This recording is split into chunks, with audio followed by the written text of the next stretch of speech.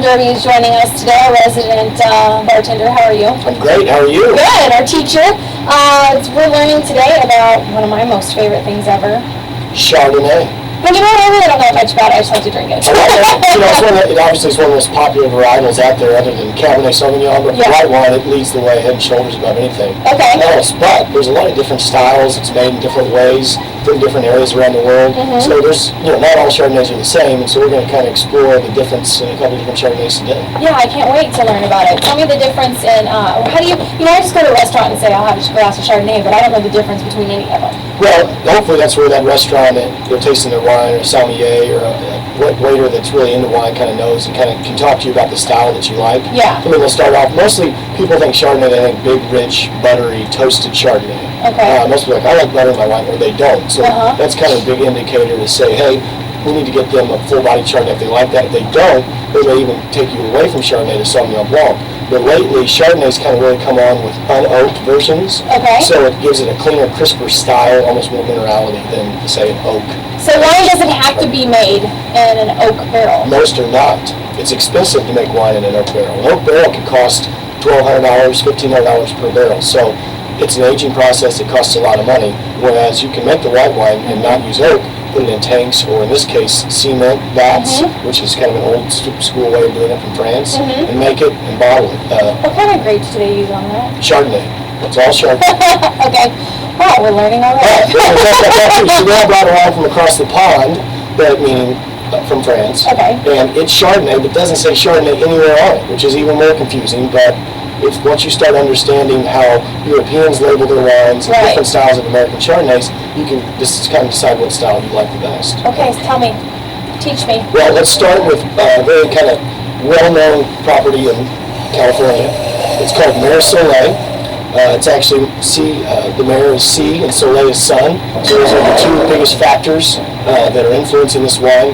It's from Monterey, from California. Okay. So the first one that we're going to taste, which is in a really cool bottle. It is awesome. It's kind of a crock bottle here. Yeah. Ceramic, and they did it as a one-time specialty release, and it was so popular, now they do it with all their releases. They just started it. Okay. But Mer Soleil has always been known for the one you just picked up. Big, rich, powerful oak, butter, Chardonnay. Okay. And they knew they were leaving that drinker out there that maybe wanted a cleaner, crisper, more mineral-driven wine.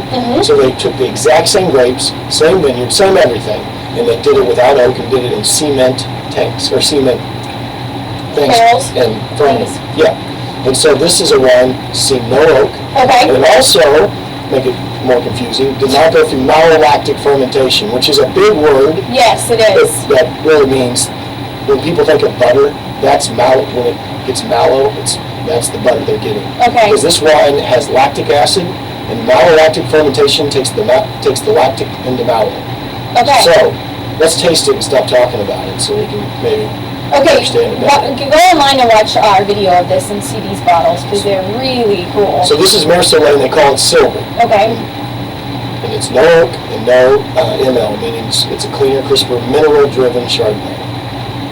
It smells like fun.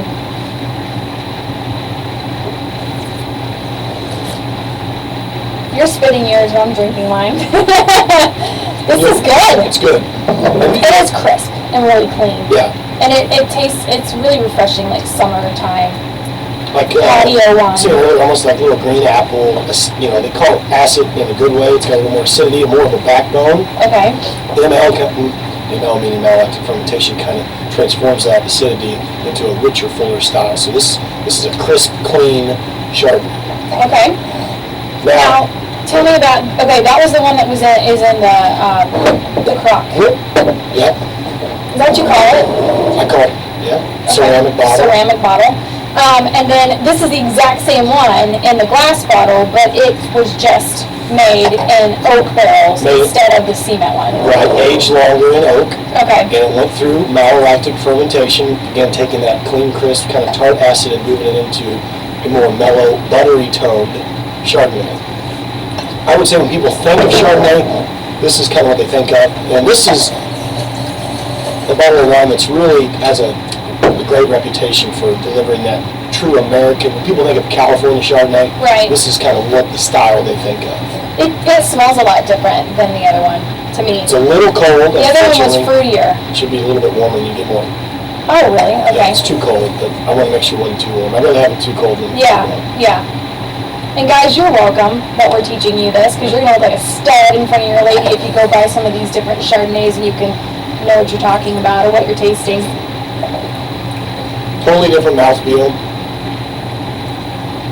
Oh, completely different. much richer style, Yeah. much fuller-bodied Chardonnay. You don't get that kind of backbone Stronger. acidity. Yeah, it tastes stronger to me. I like the silver. Yeah. The same thing that made in the cement, because I think it's more refreshing and crisper. And this actually is silver, a good example of silver is what you said earlier. On the patio, hanging out, drinking wine. You know, Mercelet, a big rich Chardonnay like this, you can make a rich cream sauce, something that needs to stand up to it with food. Okay. And give it a, a little yin and yang, you might not drink it on its own, but when you pair it with food, it's fantastic. Okay. Well, we're gonna take a break really quick. When we come back, we're gonna try. This is your fanciest one you brought, right? Well, it's actually not, this is the most expensive one I brought. Really? They're all right in there. This is just French, so people think fancy. Okay, we're gonna go French in just a minute. After some 7 Mary 3. It's Q102. We got Drinking 101 with Brown Derby, talking about Chardonnay. Stick around.